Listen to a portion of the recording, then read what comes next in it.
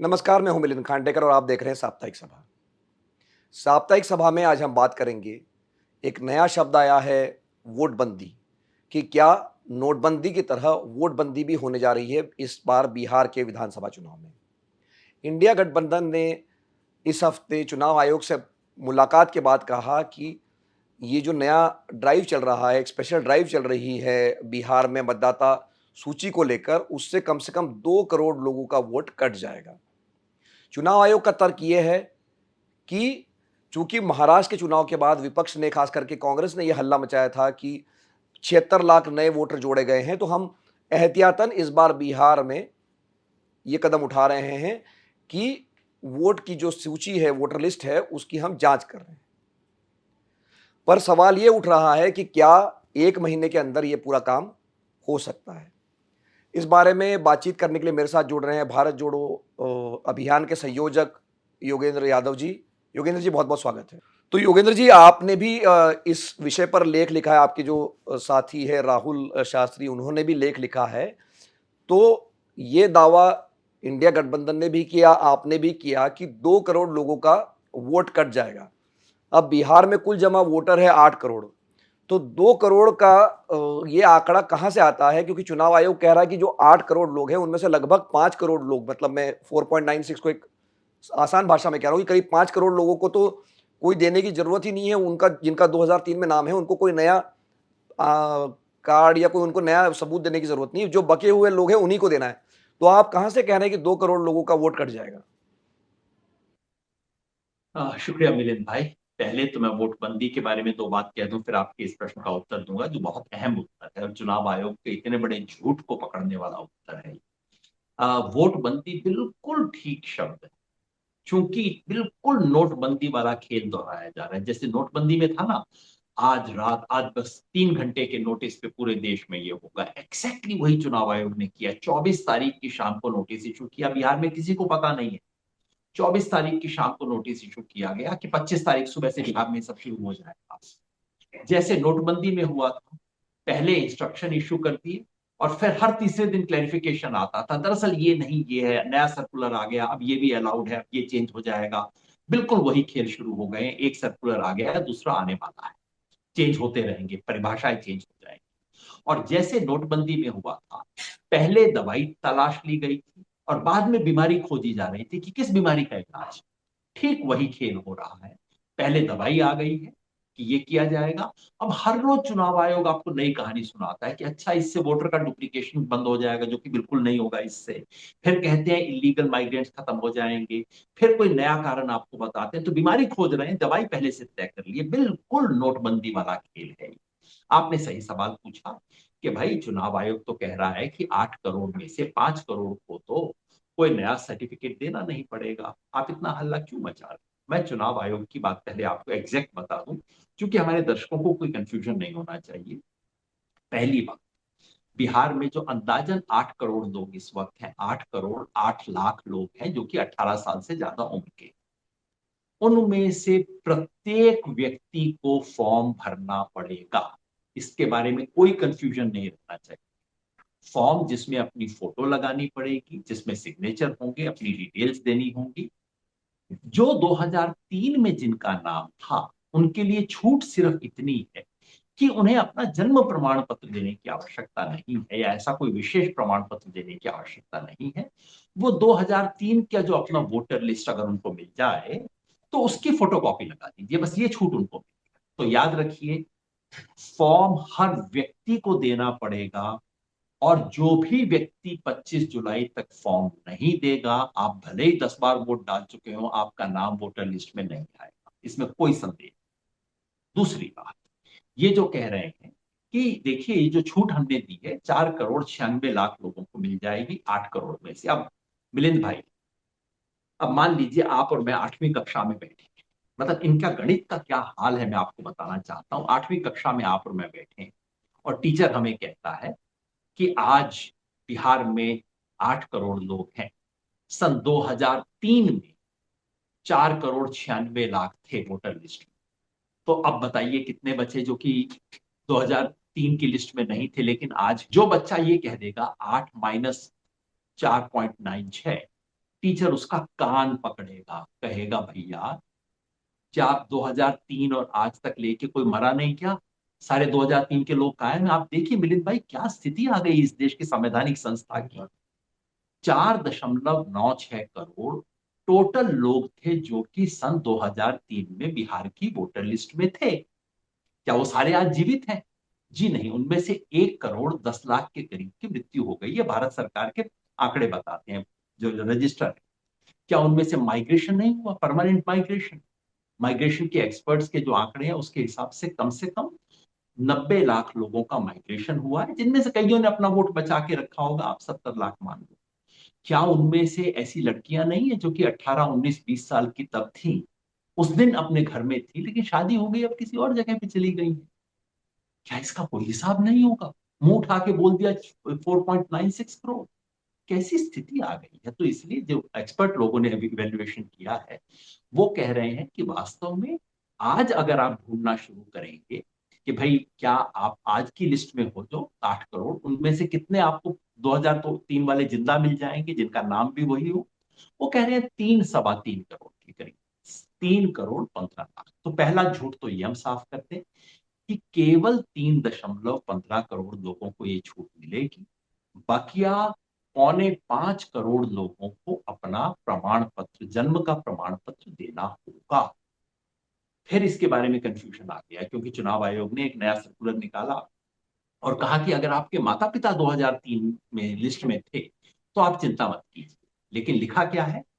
आप चिंता ये मत कीजिए कि आपको माता पिता की जन्म प्रमाण पत्र देने की आवश्यकता नहीं थी, लेकिन अपना देना पड़ेगा। याद रखिए, अगर मेरा जन्म 1990 में हुआ तो मैं माँ पिता का तो जीरोक्स कॉपी लगा दूंगा कि ये 2003 में अगर उनका जो था वो लगा दूंगा, लेकिन अपना मुझे प्रमाण पत्र देना पड़ेगा। और अगर 2004 के बाद में पैदा हुआ हूं तो मुझे माँ और पिता दोनों का लगाना होगा और साथ में अपना जन्म प्रमाण पत्र लगाना होगा। और एक बात और याद रखिए, आज ही सुबह मेरे बिहार में हमारे साथी अररिया से फोन कर रहे थे।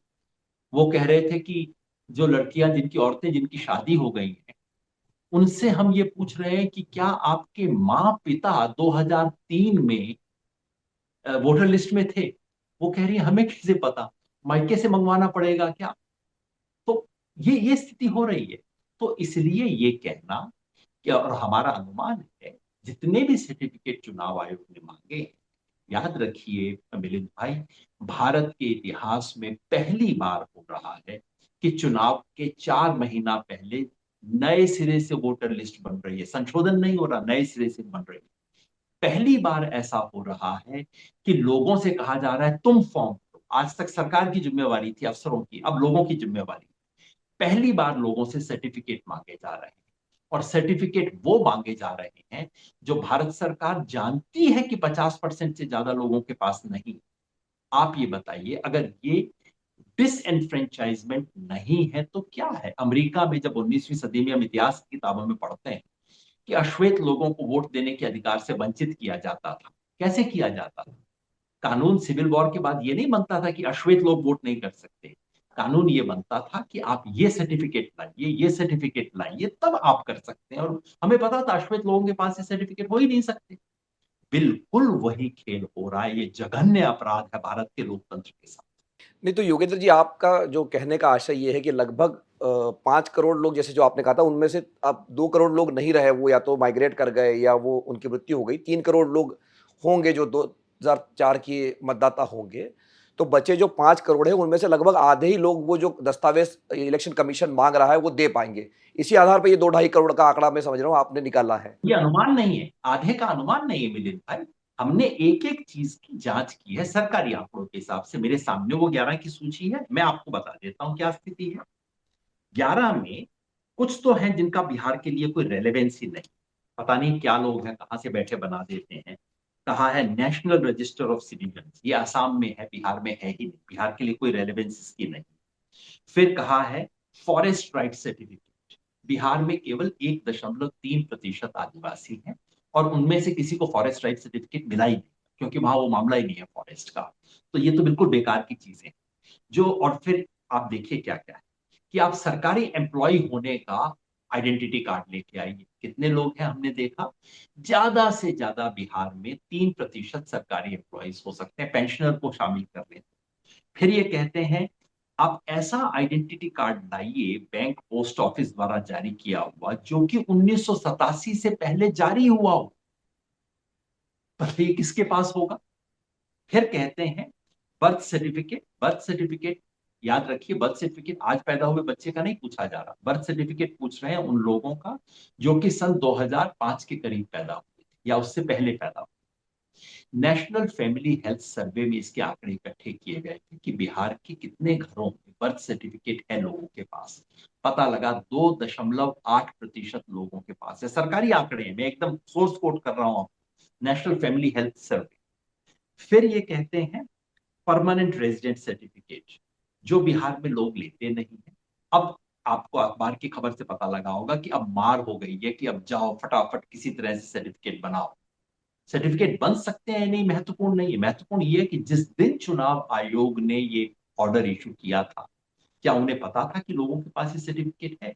नहीं है लोगों के पास।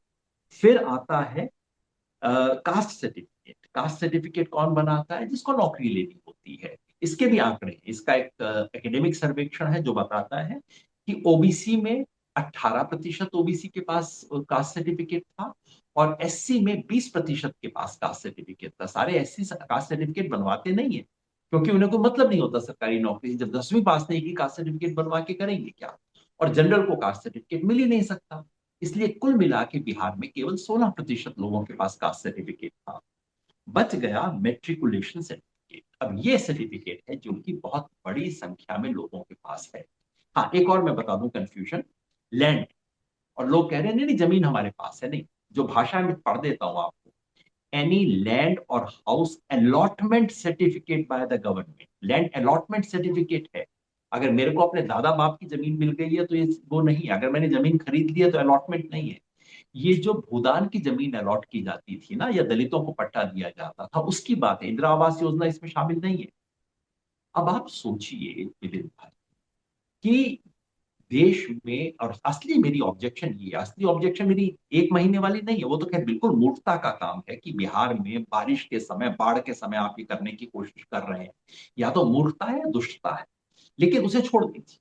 आप ये सर्टिफिकेट देखिए, इस देश में आप किसी व्यक्ति से, आप अपने दफ्तर से बाहर निकलिए और आपको जो रिक्शा वाला मिले उससे पूछ लीजिए, इस देश में लोगों के पास सर्टिफिकेट क्या होते हैं? 4 होते हैं। सबसे पहले आपको आधार कार्ड बताएंगे, फिर कहेंगे इलेक्शन कमीशन का अपना आइडेंटिटी कार्ड मेरे पास है, फिर आपको राशन कार्ड दिखाएंगे, या आप गांव चले जाएंगे तो आपको मनरेगा का जॉब कार्ड दिखाएंगे। इलेक्शन कमीशन ने चारों को खारिज कर दिया है। आप ही बताइए, इलेक्शन कमीशन कहता है कि हमारे अपने एपिक कार्ड का कोई महत्व नहीं है। 20 साल से आपने इस देश के अंदर साधारण लोगों को पागल बना रखा है। आधार लो, फलां को आधार से लिंक करो, बैंक अकाउंट को आधार से लिंक करो, आधार अनिवार्य, इसके बिना कुछ काम नहीं चलेगा। और आज जबकि वोट के लिए उन्हें जरूरत है, आप कहते हैं ना आधार तो कोई मतलब ही नहीं है। मैं इस चीज पे ऐतराज कर रहा हूं मिलिंद भाई, मैं पूरी गंभीरता से कह रहा हूं कि यदि किसी सरकार को पता है कि मेरे आधे से अधिक लोगों के पास ये सर्टिफिकेट नहीं, और फिर मैं कहता हूं कि ये सर्टिफिकेट लाओ नहीं तो तुम्हारा नाम वोटर लिस्ट पे नहीं होगा, इसका एक ही मतलब है कि मैं चाहता हूं कि आधे लोग वोटर लिस्ट पे ना आए। अभी आधे लोग जी। कैसे बचेंगे ये भी मैं बता देता हूं, आधे में से कैसे बचेंगे। कि इनके जिनकी जान पहचान होगी, या बीजेपी के कार्यकर्ता जाके जिनके लिए कहेंगे, उनके लिए अब रातों रात कास्ट सर्टिफिकेट बनवाए जाएंगे। रातों रात उनके लिए रेजिडेंस सर्टिफिकेट बनवाए, आवास पत्र, प्रमाण पत्र बनवाए जाएंगे। मतलब जो जो चीज बीजेपी को सूट करेगी उसमें ढील दी जाएगी, जो जो चीज दूसरों के लिए नहीं होगी उसमें ढील नहीं दी जाएगी। कौन लोग मारे जाएंगे? गरीब, मजदूर, प्रवासी, ये लोग मारे जाएंगे। तो मैं खुल के, आप जानते हैं मेरे, मैं षड्यंत्र की भाषा नहीं बोलता आमतौर पे। जब भी कोई षड्यंत्र की बात करता है मैं इधर उधर देखना शुरू कर देता हूँ या थोड़ी काम की बात करूँ। लेकिन अगर ये षड्यंत्र नहीं, डिसएनफ्रेंचाइजमेंट का षड्यंत्र नहीं है तो और क्या है? 19वीं सदी के अमेरिका के, दक्षिणी अमेरिका में हुआ क्या? साउथ अमेरिका में, यानी कि अमेरिकन साउथ में जो हुआ करता था कि कानूनी तौर पे सिविल वॉर हो चुकी थी, ये ब्लैक्स का डिस्क्रिमिनेशन खत्म हो चुका था, स्लेवरी खत्म हो चुकी थी, लेकिन स्लेव्स को स्लेव्स बना के रखना था। इसलिए हर रोज नए कानून आते थे, प्रॉपर्टी के, ज्योग्राफिकल एरिया के, एजुकेशन के, ताकि ब्लैक्स को बाहर कैसे रखा जाए। ये बिल्कुल वही खेल हो रहा है, हमारी आंख के सामने हो रहा है, और हम चुप बैठे हैं। पर योगेंद्र जी, जो चुनाव आयोग का तर्क है कि आपने महाराष्ट्र चुनाव के पहले, ये मतलब महाराष्ट्र चुनाव के परिणाम आने के बाद खास करके राहुल गांधी ने लगातार ये कहा कि 76 लाख वोटर बढ़ गए और इस कारण जो है ये बीजेपी को फायदा हो गया, इसलिए सरकार बन गई। और न केवल ये, बाद में जब राहुल गांधी ने पिछले महीने इंडियन एक्सप्रेस में लेख लिखा था तो उन्होंने ये कहा था कि अब यही मॉडल बिहार में लागू किया जाएगा, मतलब इसी तरह से वोटर बढ़ा के किया जाएगा। तो अब चुनाव आयोग जब ये कदम उठा रहा है कि नहीं हम घर घर जाके जांच रहे हैं, तो उस पर भी आपत्ति हो रही है, तो इस पर क्या कहना चाहेंगे आप? मिलिंद भाई, अगर चुनाव आयोग यही कर रहा होता तो मैं तो स्वागत करता और ताली बजाता और सलाम करता चुनाव आयोग। ये चुनाव आयोग ये नहीं कर रहा। मैंने जाके कहा कि मेरे गले में खराश है, डॉक्टर साहब आप ठीक नहीं कर रहे हो, और डॉक्टर ने मेरे साथ जो व्यक्ति आया था उसका गला काट दिया। तुम ही कह रहे थे ना कि गले में खराश है, ठीक नहीं करूंगा, देखो मैंने गला काट दिया। ये हो रहा है खेल। चुनाव आयोग क्या कर सकता था अगर गंभीर था? बिल्कुल चुनाव आयोग को लगा कि देखो इन्होंने महाराष्ट्र में इतनी आपत्ति की, और अब बिहार के बाद ये लोग शोर मचाएंगे। चुनाव आयोग यही कह रहा है ना कि भाई बिहार के बाद आपने शोर मचाना था, लीजिए हमने इलाज कर दिया। इलाज नहीं किया, मरीज को मार दिया आपने। अगर चुनाव आयोग चाहता तो बड़ा सिंपल चीज थी। बिहार में 4 महीना पहले समरी रिवीजन हुआ है, यानी कि बिहार के घर घर जाके वोट को चेक किया गया था दिसंबर के महीने में। 6 लाख नए वोट जुड़े थे, 1 लाख से कम लोग कटे थे। कोई ऐतराज नहीं था, ना ऑपोजिशन की तरफ से ना बीजेपी की तरफ से। कोई फॉरेन माइग्रेंट है इसका कोई ऐतराज नहीं था, डुप्लीकेशन ऑफ वोटर पे कोई ऐतराज नहीं था। पर चलिए, चुनाव आयोग को शक था कि नहीं ये लोग बाद में हल्ला करेंगे। चुनाव आयोग के पास एक बिल्कुल सिंपल औजार था, ये कहने का कि हम एक और समरी रिवीजन करवा देते हैं। ये शब्दों का खेल है। समरी रिवीजन और इंटेंसिव रिवीजन में जमीन आसमान का फर्क है। जब समरी रिवीजन में क्या होता है, आप वोटर लिस्ट को हाथ में लेके जाते हैं और आप हर एक को चेक करते हैं कि बताइए है कि नहीं। अगर चुनाव आयोग ये कर रहा होता बिल्कुल ठीक था, मैं सलाम करता, कहता भाई चलो एक्स्ट्रा केयर आपने ले लिया, बहुत अच्छा किया। और जिस दिन नोटिफिकेशन आया मेरे मन में भी यही हुआ कि चलो थोड़ा सा इंटेंसिव कर रहे हैं, अच्छी बात है। अगले दिन जब मैंने नोटिफिकेशन पढ़ा तब मेरा माथा ठनका कि ये तो रिवीजन के नाम पे बिल्कुल एक अलग खेल कर रहे हैं। मैं फिर आपको कहता हूं, ये चुनाव सूची में संशोधन नहीं है, ये कोरे पन्ने पे नए तरीके से चुनाव सूची बनाई जा रही है। अभूतपूर्व है ये, 2003 में भी ऐसा नहीं हुआ था। अभूतपूर्व है कि लोगों से कहा जा रहा है कि तुम सब फॉर्म भरो, और जो 25 तारीख तक फॉर्म नहीं भरेगा उसका नाम हट जाएगा। अभूतपूर्व है कि लोगों से कहा जा रहा है कि तुम सर्टिफिकेट दो, साबित करो तुम भारत के नागरिक हो, नहीं तो तुम्हारा नाम कट जाएगा। ये कर रहा है चुनाव आयोग। चुनाव आयोग महाराष्ट्र की बीमारी का इलाज बिहार में नहीं कर रहा है, उसकी आड़ लेके मरीज की हत्या की जा रही है। नहीं तो योगेंद्र जी, एक और जो मुद्दा इससे सोशल मीडिया पर जिसको लेकर चर्चा है, या जो लोग बिहार यूपी के दिल्ली मुंबई में रहते हैं उनके मन में ये सवाल उठ रहा है, क्योंकि इलेक्शन कमीशन बार बार ये कह रहा है कि भाई जो माइग्रेंट्स हैं उनको भी काटा जाएगा। तो अब ये बड़ी आम बात है हमारे देश में कि लोग दिल्ली मुंबई में रह रहे हैं या किसी और शहर में रह रहे हैं, लेकिन उनका वोट अपने गांव में है। तो उन पर क्या इसका कोई प्रभाव पड़ सकता है, ये जो मुहिम चल रही है? चुनाव आयोग खुल्लम खुल्ला कह रहा है कि हम तय करेंगे कि आपका ऑर्डिनरी प्लेस ऑफ रेजिडेंस क्या है। और यही नहीं, मुख्य चुनाव आयुक्त ने जब वो अपोजिशन के लोग मिलने गए, मुख्य चुनाव आयुक्त ने खुल के कहा कि आप देखना बिहार के अंदर 20% लोग माइग्रेंट पाए जाएंगे, उनका तो कटना ही चाहिए, हम काट देंगे उनका नाम। देखिए, अगर कोई माइग्रेंट है जिसने दिल्ली में भी अपना वोट बनवा रखा है और मोतिहारी में भी बनवा रखा है तो ये इलीगल है, उसका आप या तो मोतिहारी का काट दीजिए या दिल्ली का काट दीजिए। लेकिन अगर कोई व्यक्ति है, मैं अपना उदाहरण देता हूं, आप छोड़िए, पिछले 30 साल से मेरा वोट मेरे गांव में, दिल्ली में मैंने कभी अपना वोट नहीं बनवाया, हमेशा जाके अपने गांव में वोट देता हूं। और साल में मैं शायद 300 दिन दिल्ली में बिताता हूं। तो आप कहेंगे ऑर्डिनरी रेजिडेंट मैं यहाँ का हूँ, टेक्निकली आप ये बातें कह सकते हैं। मैं गांव में तो विजिटर हूँ, आज की तारीख में मेरा घर है, जमीन है, लेकिन मैं तो विजिटर की तरह माना जाता हूँ वहां पे, तो क्या दिन रात तो वहां रहता नहीं। लेकिन आज तक मुझे ये अनुमति थी, अगर मैं अपना वोट दिल्ली में बनाता तो हेरा फेरी। लेकिन कानून मुझे अनुमति देता था तमाम चीजों में कि आप डिसाइड कर लीजिए आप कहाँ के रेजिडेंट है, मैं तय नहीं करूंगा आप कहाँ के रेजिडेंट है। अब चुनाव आयोग ये भी तय करेगा। आज तक जो मिलिंद भाई, इसलिए मैं बार बार, आप मेरे को थोड़ा एजिटेटेड आज देख रहे होंगे, क्योंकि मुझे लग रहा है कि इस देश की आजादी से जो एक चीज इस देश के व्यक्ति को मिली थी, गरीब को वोट देने का अधिकार, आज वो छीना जा रहा है। आज तक देखिए, पिछले 75 साल से इस देश के सारे चुनाव के कानूनों का, चुनाव आयोग का, एडमिनिस्ट्रेटिव चीजों का लक्ष्य क्या था? अधिक से अधिक लोगों को वोटर लिस्ट में शामिल करो। जब तक ये प्रमाण ना मिल जाए कि वो विदेशी है या पगलैट है या दिवालिया है, तीन ही चीजें आपको रोकती हैं भारत का नागरिक बनने से, 18 साल से कम की उम्र का है। चुनाव आयोग इंस्ट्रक्शन दिया करता था, बाकायदा लिखित इंस्ट्रक्शन है, जो व्यक्ति 3 दिन तक बाहर फुटपाथ पे सो रहा है उसका नाम दर्ज किया जाना चाहिए वहां पे। जो सेक्स वर्कर्स हैं, इनके पास कुछ होता नहीं है सर्टिफिकेट, लेकिन उनको आप जाके विशेष तौर पे दर्ज कीजिए। जो ट्रांसजेंडर्स हैं, इनको आज तक एक्सक्लूड किया गया, ट्रांसजेंडर्स को जाइए इनको इंक्लूड करके आइए। ये काम हम किया करते थे। उद्देश्य क्या था? एक भी व्यक्ति न छूटे, क्योंकि ये आपको भारत का एक वोटर होने की गरिमा देता है, ये हिंदुस्तानी का।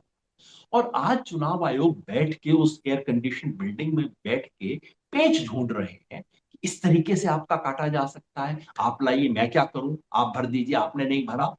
मैंने बारिश के मौसम में, मिलिंद भाई आप बिहार गए होंगे, उत्तर बिहार में बारिश क्या होती है दिल्ली के बाबुओं को पता है? उत्तर बिहार में बाढ़ क्या होती है उन्हें पता है? ये बाढ़ ऐसी नहीं होती कि 15 साल में अचानक कभी आ गई। उत्तर बिहार में हर साल बाढ़ आती है। 10 जिले हैं डूब जाते हैं, गांव के गांव बह जाते हैं हर साल। और उस वक्त आप लोगों से कह रहे हो, इस लड़की से जो कि शादी करके आई है उससे आप कह रहे हो, जाओ अपने मायके में पता करके आओ कि 2003 में तुम्हारे माँ पिता का नाम वोटर लिस्ट में था या नहीं, और उसका सर्टिफिकेट लेके आओ।